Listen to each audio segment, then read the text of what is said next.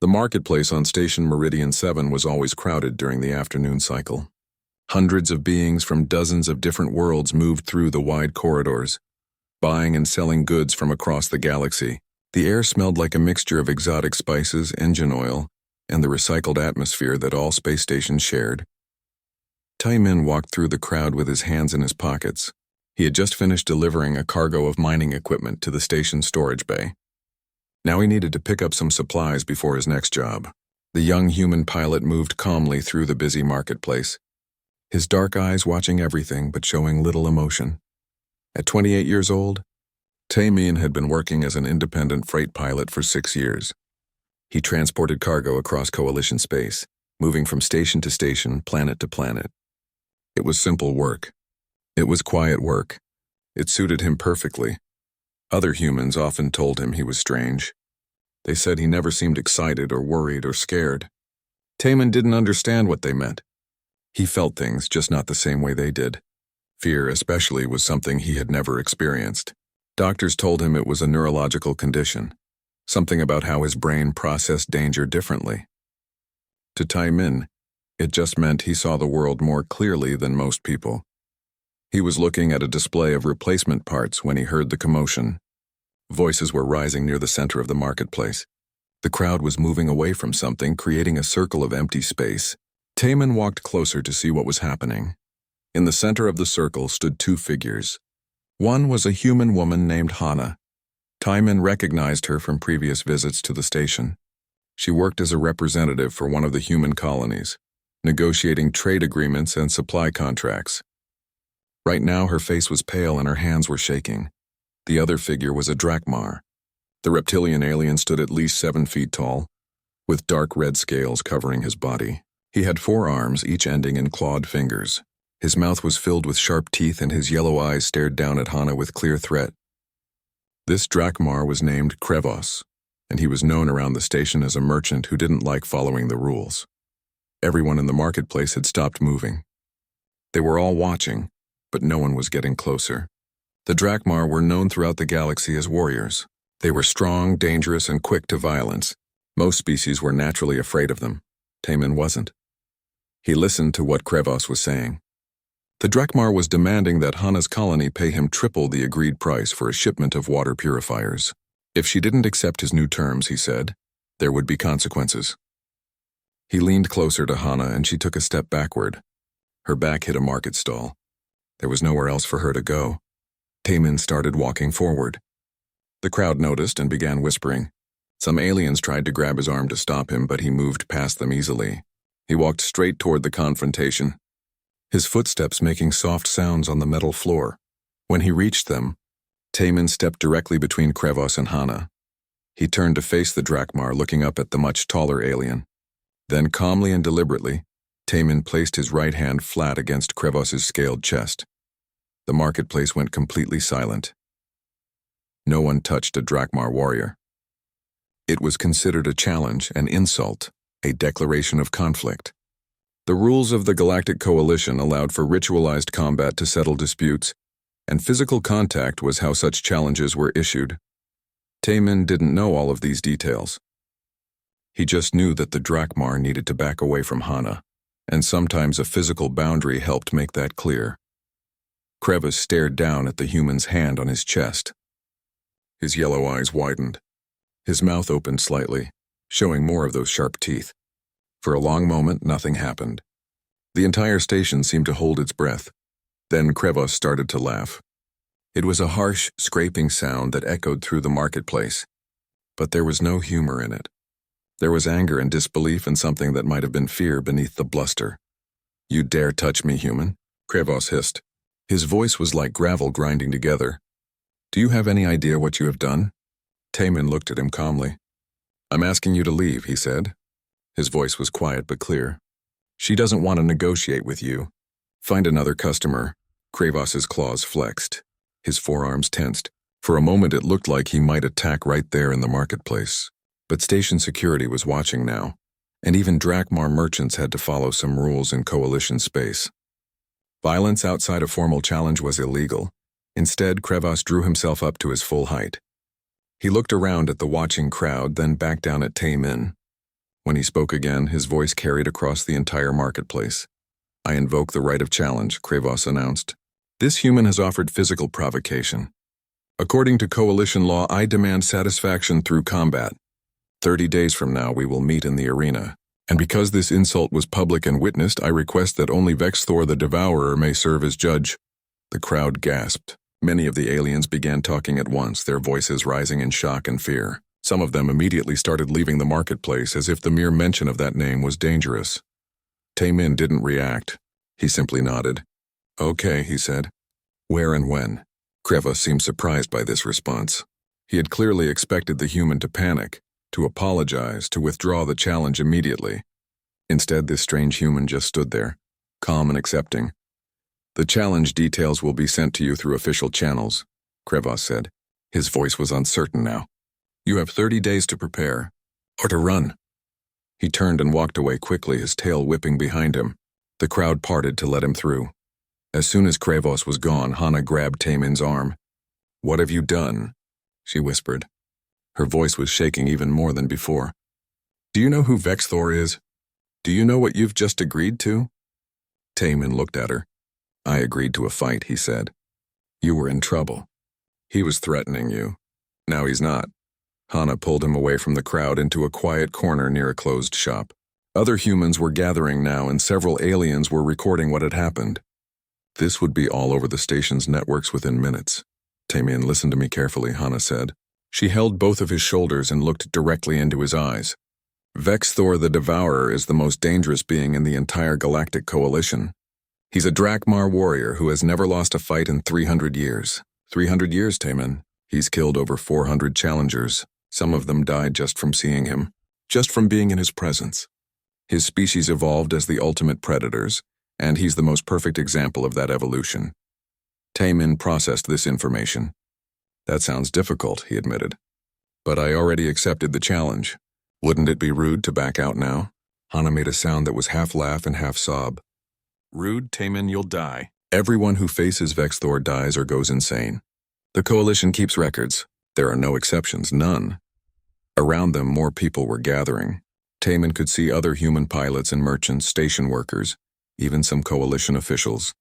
They were all looking at him with expressions he recognized but didn't fully understand. They were afraid for him. One of the officials, a human woman named Jiwoo who served as an ambassador, pushed through the crowd. "Mr. Taemin," she said formally, "I need you to come with me immediately. We need to discuss this situation and explore all available options." Taemin looked at all the concerned faces around him. He looked at Hana, who was still holding his shoulders and looked like she might cry. He looked at Ambassador Jiwoo, who had the expression of someone facing a disaster. "I'll come talk," Taemin said, "but I'm not changing my mind. I accepted the challenge. I'll be there in 30 days. As they led him away toward the administrative offices, Taemin noticed something interesting. The news was already spreading through the station's networks. On display screens throughout the marketplace, his face appeared next to information about the challenge. The headline read, "Human pilot challenges Drakmar merchant demands judgment by Vexthor the Devourer."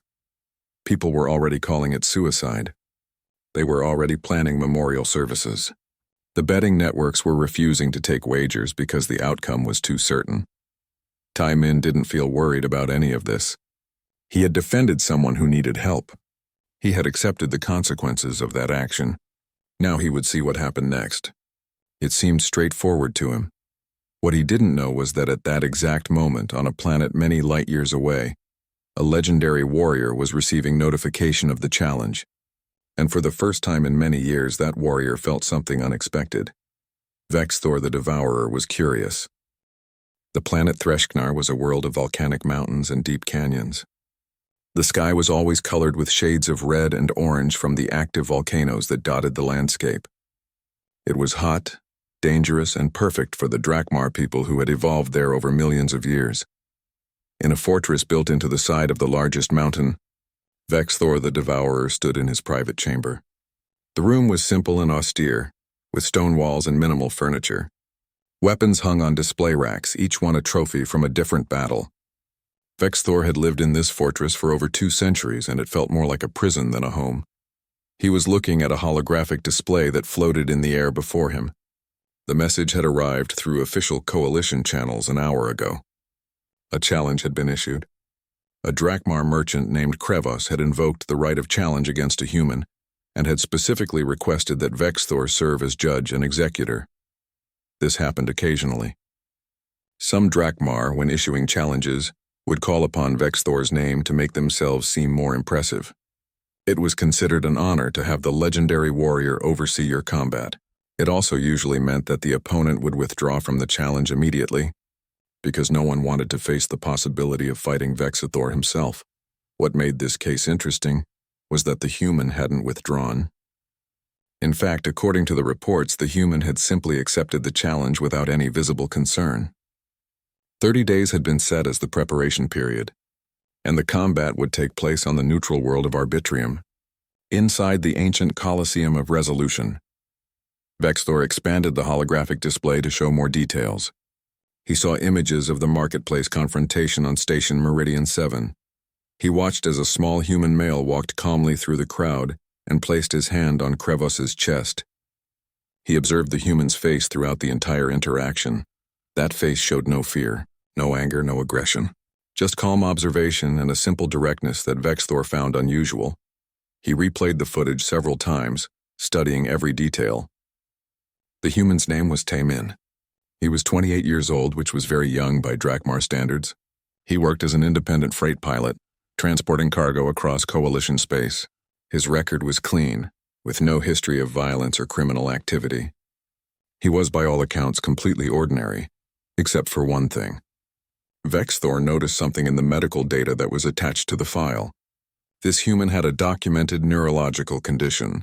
His brain processed fear differently than other humans. According to the medical reports, Taemin had no functional fear response at all. Vexthor found this fascinating. He stood up from his seat and walked to the window of his chamber. Outside, he could see other Drakmar moving through the fortress grounds. They all moved carefully when they passed near his building. Even his own people were afraid of him. For 300 years, Vexthor had been the ultimate warrior. He had been bred for combat, trained from hatching to be a living weapon. He had fought in the Dissolution Wars, had served as the Coalition's judgment warrior for over 2 centuries, and had never lost a single challenge. He had mastered 47 different combat styles. He could kill with any weapon or no weapon at all. He was also the loneliest being he had ever known. Every interaction Vexthor had with other beings was colored by fear. They were terrified of him. His species had evolved as apex predators, and the Drakmar had genetic traits that made other species instinctively afraid. They released pheromones that triggered primal terror responses. Their appearance, their size, their movement patterns, everything about them was designed by evolution to make prey species freeze or flee. And Vexthor was the most perfect example of his species. He was larger, faster, and more dangerous than any other Drakmar. His scales were so dark they seemed to absorb light. His presence could make trained soldiers collapse in panic. Other Drakmar looked at him with a mixture of pride and uncomfortable awareness that he could destroy them easily. No one had ever just looked at him as a person. No one had ever had a conversation with him that wasn't influenced by fear. For 3 centuries, he had been isolated by his own perfection as a predator. Lately, he had begun to feel something he had never experienced before. Boredom. Deep, aching boredom. Every challenge was the same. Opponents would either withdraw before the fight, or they would face him and collapse in terror, or they would force themselves to fight despite their fear and die quickly. There was no challenge anymore.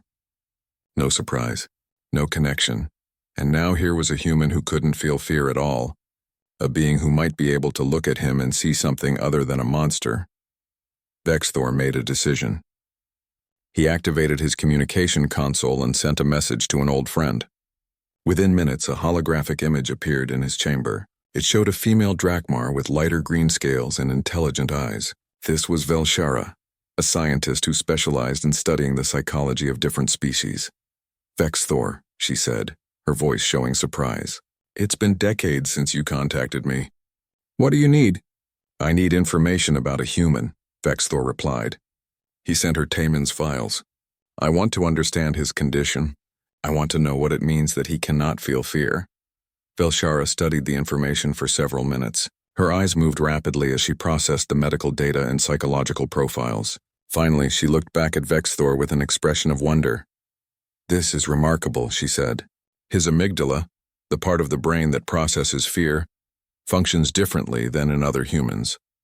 He can recognize danger intellectually, but he doesn't have the emotional response that normally comes with it. He doesn't get the increased heart rate, the surge of adrenaline, the instinct to run or fight. He just observes threats and decides logically how to respond." "So he would look at me and see what?" Vexthor asked. Velshara tilted her head, thinking. "He would see a large reptilian being. He would understand intellectually that you are dangerous. But he wouldn't feel the terror that our pheromones trigger. He wouldn't have the instinctive prey response. To him you would be interesting, perhaps, but not frightening."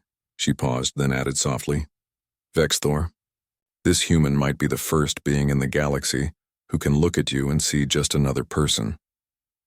After the conversation ended, Vexthor stood alone in his chamber for a long time. He thought about 300 years of isolation. He thought about how every being he had ever met had looked at him with terror in their eyes. He thought about this strange human who had defended someone in a marketplace without showing any fear at all. For the first time in many decades, Vexthor felt genuine curiosity about another being. He wanted to meet this human. He wanted to know what it would be like to have someone look at him without fear. He sent a message to the coalition authorities, confirming that he would serve as judge for the challenge. He also requested detailed information about the combat protocols and asked for permission to arrive on Arbitrium 3 days before the scheduled date. The coalition immediately approved everything. They always did. No one ever refused Vexthor anything. Meanwhile, back on Station Meridian 7, Taemin was trying to continue his normal life. This was proving difficult because everyone wanted to talk to him about the challenge. Ambassador Jiwoo had called 5 separate meetings. She had brought in military advisors, legal experts, and cultural specialists. They all told him the same thing in different ways. He needed to withdraw from the challenge. He needed to apologize to Krevos.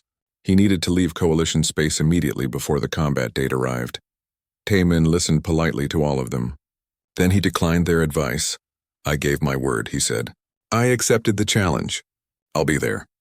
Hana visited him every day at his ship. She brought him food and supplies, insisting that if he was going to go through with this, he should at least be prepared. She showed him videos of Drakmar combat techniques, explained the rules of formal challenges, and tried to help him understand what he would be facing.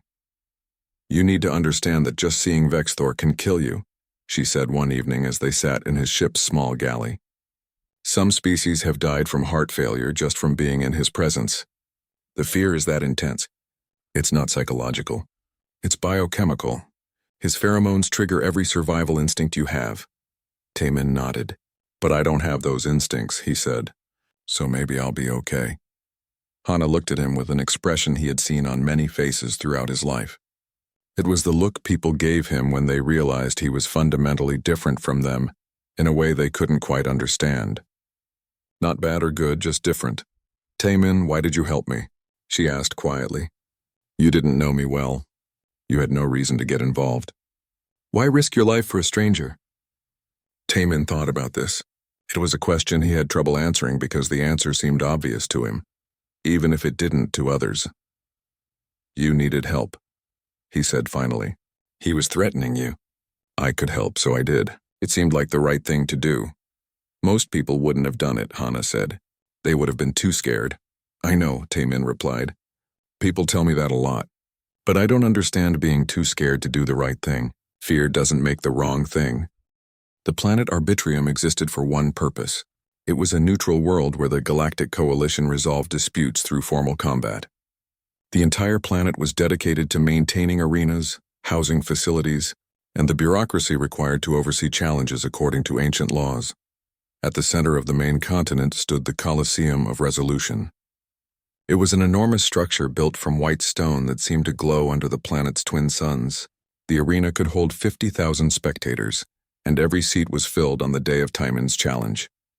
Millions more were watching through holographic broadcasts across the galaxy.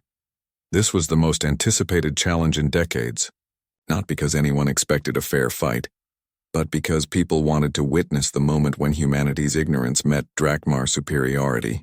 They wanted to see what would happen when an ordinary human faced the most dangerous warrior in the galaxy. The human delegation arrived early in the morning. Ambassador Jiwoo led a group of 20 officials, all wearing formal diplomatic attire. They had spent the journey to Arbitrium, trying one last time to convince Taemin to withdraw. He had politely refused every argument. In the preparation chambers beneath the arena, Taemin put on the simple combat gear that had been provided.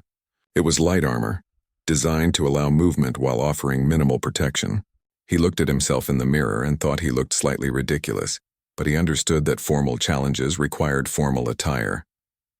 Hana and Daeho were allowed into the preparation room. They both looked like they hadn't slept in days. Hana's eyes were red from crying, and Daeho kept clenching and unclenching his fists. "You can still withdraw," Hana said, though her voice showed she knew it was pointless. "Right up until you enter the arena, you can withdraw.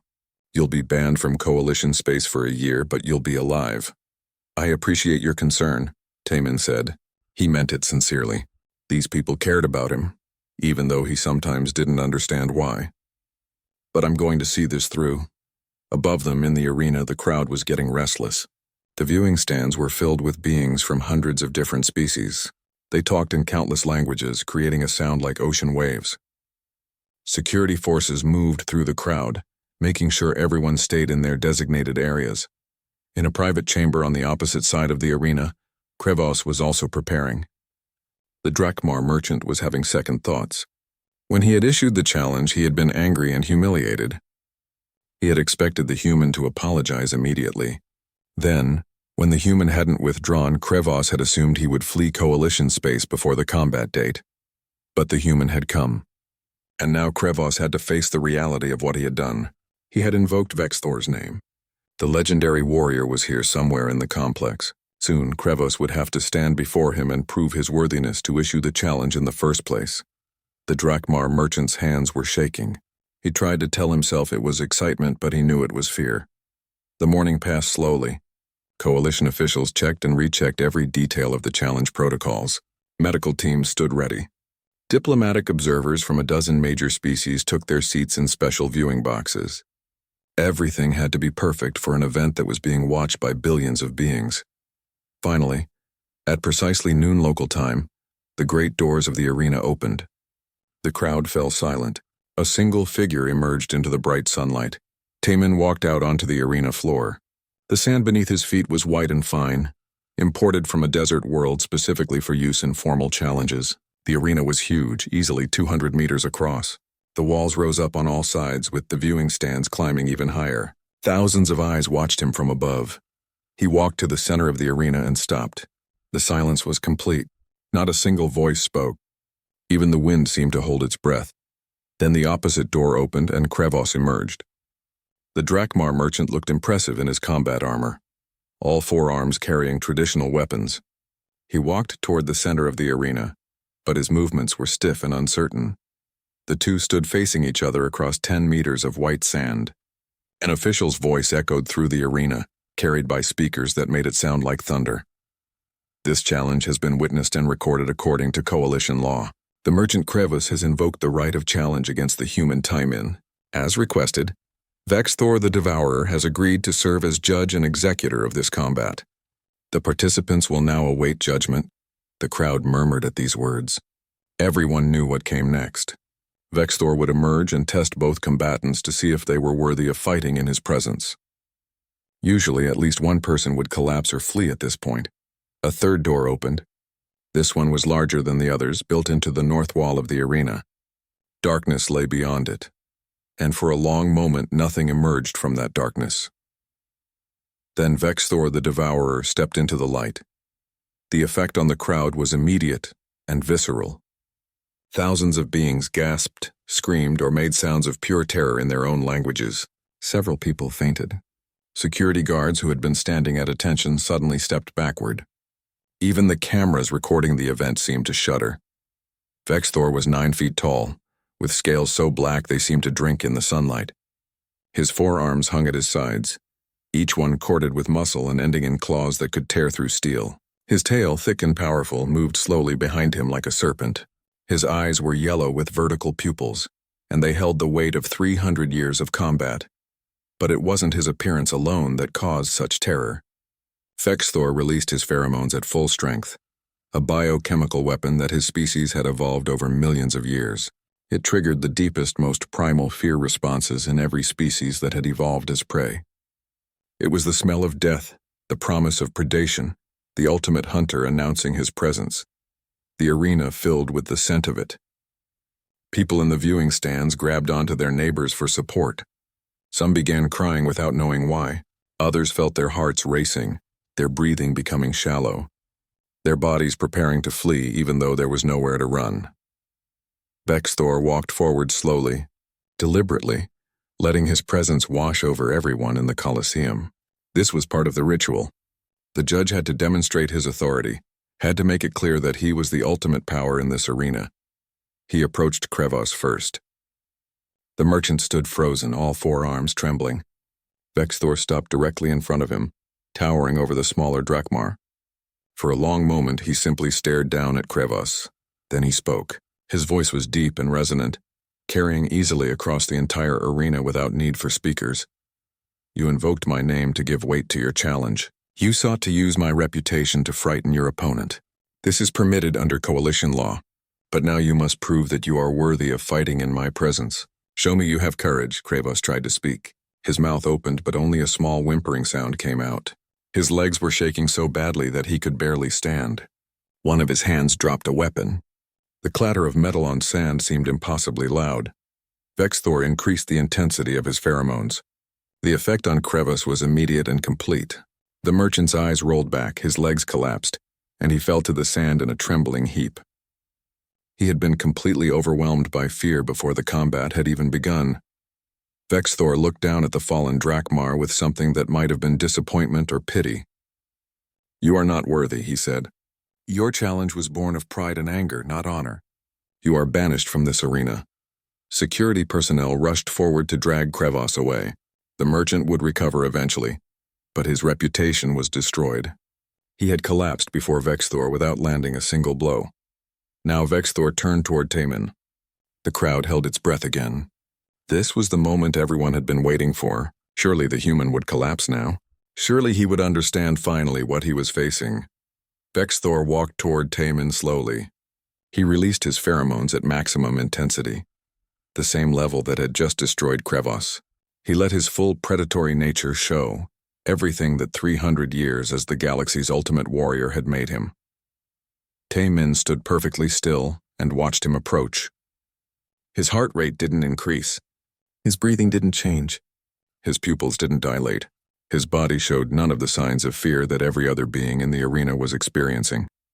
Vexthor stopped directly in front of him, close enough that Taemin had to tilt his head back to look up at his face. The legendary warrior leaned down, bringing his huge head level with the small human. His yellow eyes stared into Taemin's dark ones. For a long moment, nothing happened. The entire galaxy seemed to hold its breath, watching through cameras and holographic displays. Then Taemin spoke.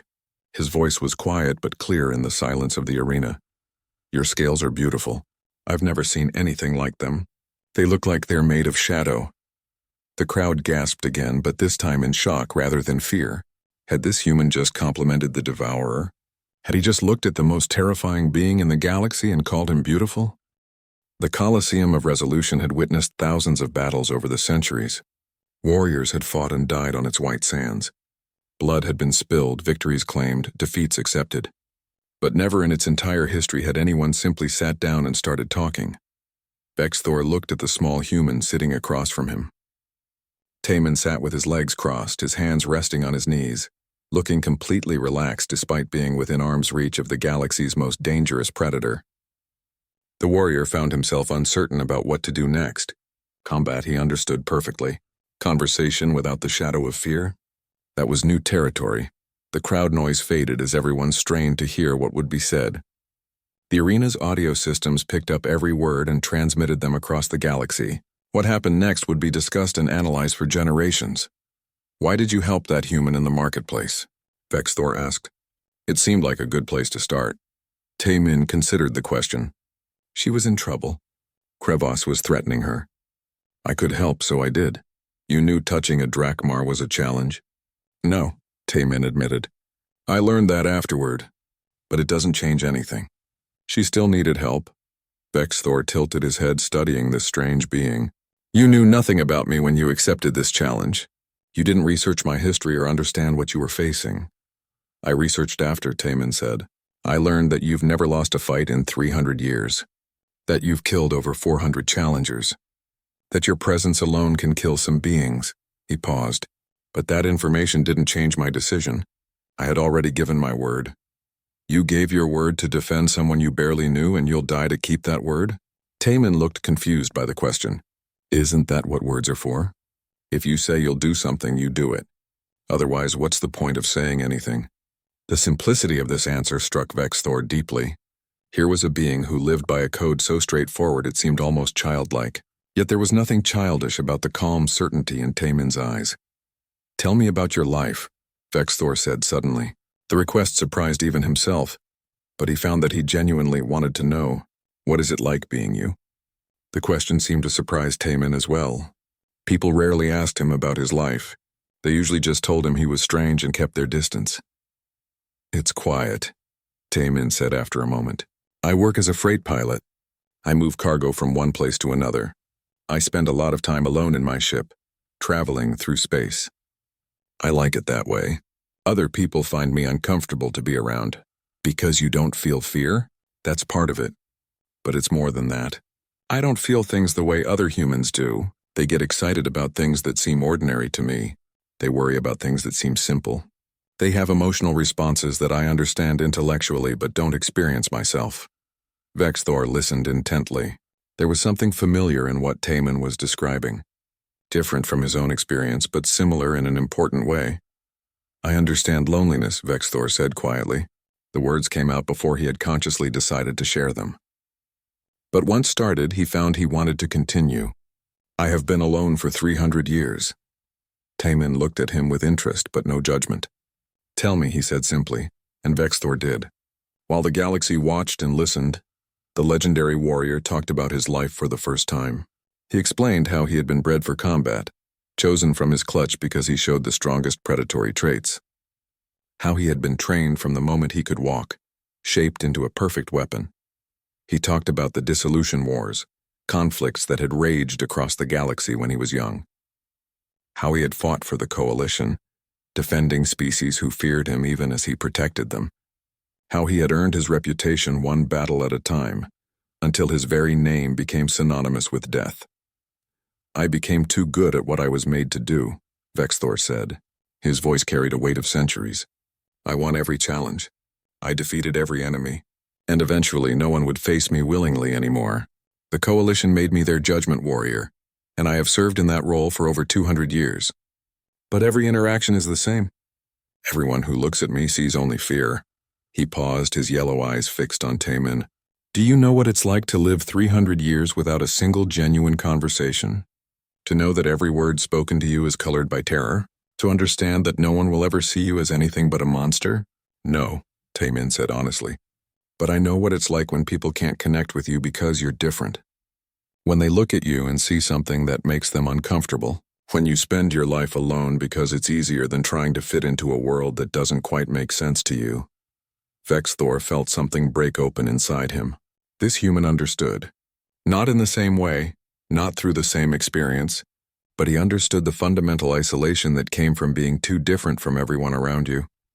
You said my scales are beautiful, Vexthor said. Why? Taemin looked at him thoughtfully. Because they are. They catch the light in interesting ways. The pattern is complex. I've been to many worlds and seen many species, but I've never seen scales quite like yours. Why wouldn't I mention that? Because everyone else who looks at my scales sees death. That seems like a waste, Taemin said. To have something beautiful and have everyone too scared to appreciate it. They sat in silence for a moment. Around them, the crowd had gone completely quiet. People weren't sure what they were witnessing, but they knew it was important. The camera feeds were being watched by more beings than had ever watched a single event in Coalition history.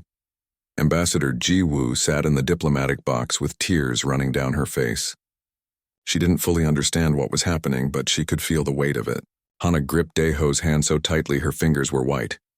I made a decision before I came to this arena, Vexthor said. I wanted to meet you because I was curious about a being who couldn't fear me. I wanted to know what it would be like to have one conversation without terror poisoning every word. He looked up at the watching crowd, at the thousands of faces staring down at them, and then back to Taimin. I am tired of being feared. I am tired of being alone. I am tired of 300 years spent as a weapon instead of a person. You helped someone in a marketplace because it was the right thing to do. You kept your word because that's what words are for. You sit here with me now and talk like I'm just another being instead of a monster. Vexthor stood up slowly. His massive frame unfolded until he towered over the sitting human. Taimin looked up at him calmly, waiting to see what would happen next. I invoke truth combat, Vexthor announced, his voice carrying through the arena. It is an ancient Drakmar tradition, rarely used. Warriors prove their worth not through violence but through honesty, by speaking truth to power without fear, by seeing past reputation to the person beneath. He gestured toward Taimin. This human has defeated me, not with weapons or strength, but by being the first being in 300 years to look at me and see a person, by showing me what it means to act with simple, direct integrity, by teaching me that being feared is not the same as being respected. The crowd erupted. Some were cheering, some were arguing, some were simply too shocked to make any sound. Coalition officials were frantically consulting their databases. Yes, truth combat was a real tradition. Yes, it was legally binding. Yes, Vexthor had the authority to invoke it. The challenge was over. Taimin had won not by fighting, but by being himself. Vexthor extended one of his 4 hands to help Taimin stand. The human took it without hesitation, and the legendary warrior pulled him to his feet. They stood facing each other, the enormous Drakmar and the small human, while the galaxy watched and tried to understand what it had witnessed. What happens now? Taimin asked. It was such a simple, practical question that Vexthor almost laughed.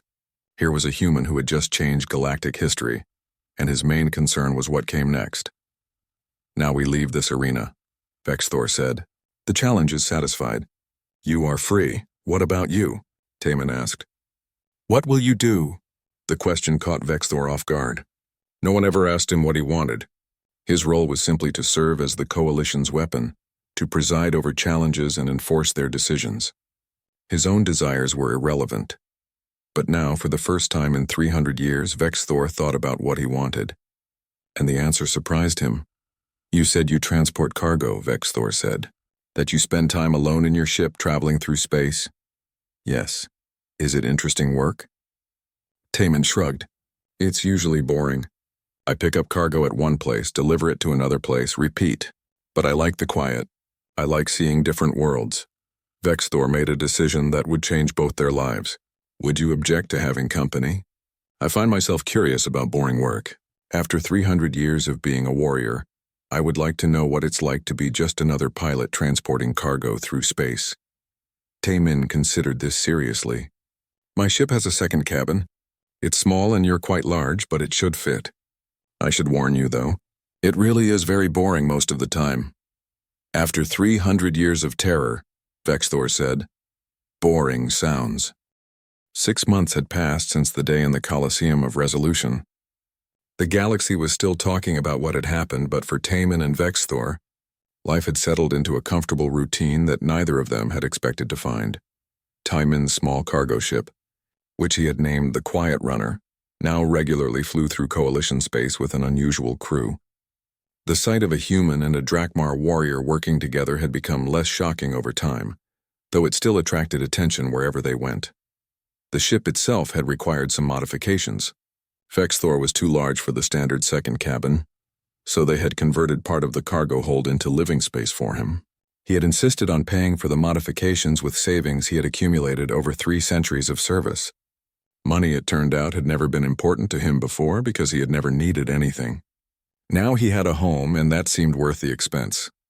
They took cargo jobs that other pilots avoided. Not dangerous work, but tedious work. Delivering farming equipment to remote colonies, transporting medical supplies along boring, well-traveled routes, moving household goods for families relocating to new worlds. The kind of work that paid steadily but would never make anyone rich or famous. Vexthor discovered he loved it. Every morning he would wake up in his cabin, help Taimin check the ship's systems, and then they would sit together in the cockpit while traveling through hyperspace. They would talk about simple things. What to have for breakfast, which route to take to their next destination, what they would do when they arrived. The legendary devourer learned to cook human food, though his first attempts had been disasters. He had burned rice so badly it had set off the fire suppression system, but Taman had patiently showed him how to adjust the heat and timing, and now Vexthor could make decent fried rice and simple soups. They played card games in the evenings. Vexthor was terrible at poker, because his predatory instincts made him want to attack every hand aggressively, but he enjoyed the simple pleasure of sitting across from someone and doing something completely pointless together. Taman taught him about Earth history and culture. Vexthor was fascinated by human music, particularly old classical pieces. He would sit in the cargo hold, his huge frame surrounded by boxes of freight, listening to symphonies through the ship's speakers. Sometimes Taman would find him there, eyes closed, simply experiencing something beautiful. In return, Vexthor taught Taman about Drakmar philosophy and combat techniques. Not because Taman needed to fight, but because the movements were elegant and the philosophy was interesting. They would practice in the cargo hold when it was empty, Vexthor moving through ancient forms while explaining their meaning. They discovered they both enjoyed gardening. Vexthor had set up a small hydroponic bay in his quarters, growing vegetables and herbs. He found something deeply satisfying about nurturing living things instead of destroying them. Taman would often sit and watch him work, asking questions about the different plants. The galaxy slowly adjusted to the idea of them. At first, stations would panic when they requested docking permission. But word spread that they were just cargo haulers, and eventually their arrival became routine. Station workers who had initially been terrified of Vexthor began greeting him casually. Children would sometimes ask to see his scales, and he would patiently lower himself down so they could touch them safely. Taman watched these interactions with interest. His friend was learning to be seen as a person instead of a weapon, and it was changing him in subtle ways. Vexthor smiled more now. He made jokes, though they were often terrible. He had opinions about food and music and which stations had the best maintenance facilities. The most surprising change was that other Drakmar had started seeking out Vexthor. Young warriors who had heard about truth combat and were curious about a different path. Older soldiers who were tired of violence and wanted to know if there were alternatives. Vexthor would meet with them, talk to them, and share what he had learned about choosing your own path, instead of following the one others had laid out for you. But their peaceful existence was interrupted one morning when an urgent message came through the ship's communication system.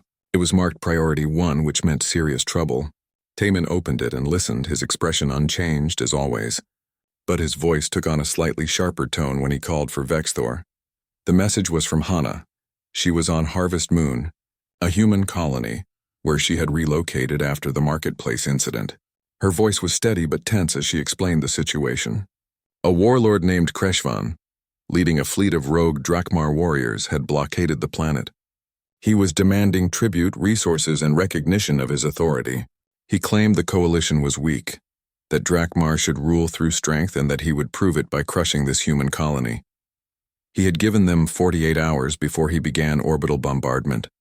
Harvest Moon held 50,000 people, including many families with children. They had no military defenses. The coalition fleet couldn't arrive in time. Taman looked at Vexthor after the message ended. "We need to go help them," he said simply.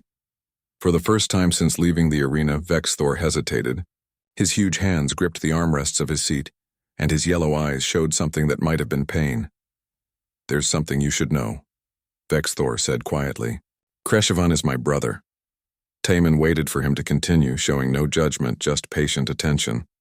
"We were clutchmates," Vexthor explained. "Hatched from the same nest. We were both bred to be warriors, trained together, raised together, but we chose different paths. I served the coalition through honor and law. Kreshvan believed that Drakmar should conquer and rule. We haven't spoken in over a century since I refused to join his rebellions." He looked at Taman directly. "If we go to Harvest Moon, I will have to fight him. He won't stop otherwise. He'll see it as the ultimate test, the ultimate challenge. Only one of us will survive." Taman absorbed this information. Then he said what seemed obvious to him. "Those are my people on that colony. Hana is there, the person I helped in the marketplace. Deho lives there now too, and you're my friend. That's all that matters." We go. Vexthor stared at his small human companion.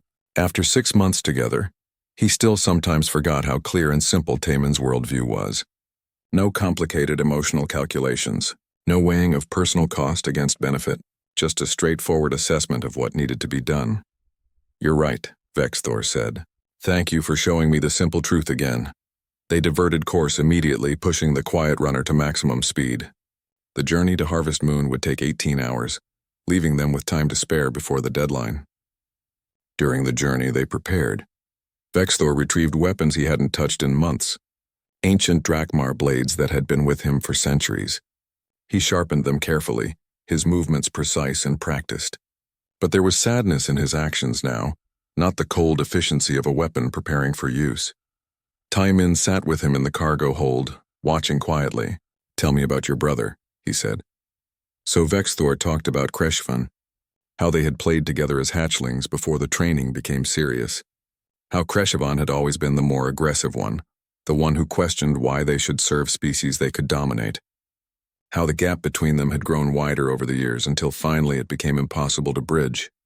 He's younger than me by a few minutes, Vexthor said, but he's faster. His rage gives him speed that my control can't match, and he's never known defeat. He's as dangerous as I am, maybe more so because he has nothing to lose. But you have something he doesn't, Taemin said. What's that? A reason beyond pride. You're fighting to protect people, not to prove something. Vexthor considered this. 6 months ago, he wouldn't have understood the difference. Now, having lived a life beyond combat, he understood exactly what Taemin meant. They arrived at Harvest Moon with 12 hours to spare. The colony's orbital space was empty except for Kreshvan's fleet, 6 warships arranged in a blockade formation. As soon as the quiet runner emerged from hyperspace, they were hailed. Kreshvan's face appeared on the screen. He looked similar to Vexthor, but his scales were a deep crimson color and his eyes held a wild, aggressive light. When he saw his brother, he began to laugh. So the legendary Vexthor comes to defend a human colony, Kreshvan said, his voice mocking. How far you have fallen, brother. Flying a cargo ship with these weak creatures. Have you forgotten what we are? What we were bred to be. I have remembered what I am, Vexthor replied calmly. A person with choices, not a weapon with programming. Kreshvan's laughter stopped. Then make your choice. Face me in combat as we were always meant to do. The colony's fate depends on the outcome. If you win, we leave. If I win, we take this world and everything on it. I accept, Vexthor said. Taemin spoke up from the pilot's seat. Your brother isn't a pet to humans. He's a person. Maybe you should try being one too. Kreshvan's face twisted with rage. Silence, human. My brother and I will settle 300 years of questions in combat. You will watch and understand why Drakmar are the superior species.